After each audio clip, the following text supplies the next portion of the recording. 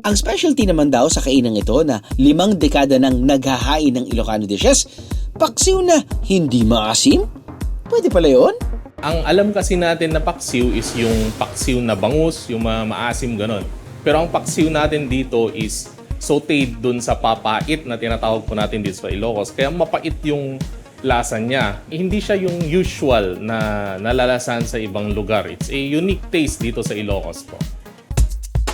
Sinanglaw sa Ilocos Sur, pero dito raw sa Ilocos Norte, paksiw ito kung tawagin. Ang tagal na ng kainang ito. Ang kanilang mga suki may matik ng ginagawa kapag umu-order sa kanila.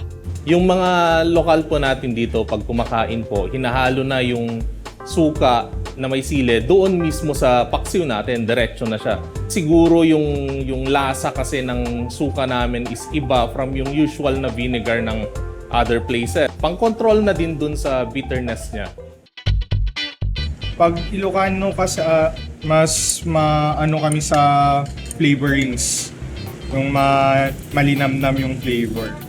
Galing pa po kami ng Bintar, ma'am. Paubos na. Paubos na lahat yung in-order namin. Hindi lang mga lokal ang approved sa kainang ito, kundi pati na rin celebrities na nakatikim ng kanilang pagkain. Bukod sa paksiw, pinabalik-balikan din ang kanilang crispy dinuguan at lauya o nilagang baboy na may pulang sabaw dahil sa kamatis. Beros, mangan tayo! Ano, nabitig ka sa biyahe? All you gotta do is just subscribe to the YouTube channel of GMA Public Affairs and you can just watch all the Behind the Drew episodes all day, forever in your life. Let's go! Yeehaw!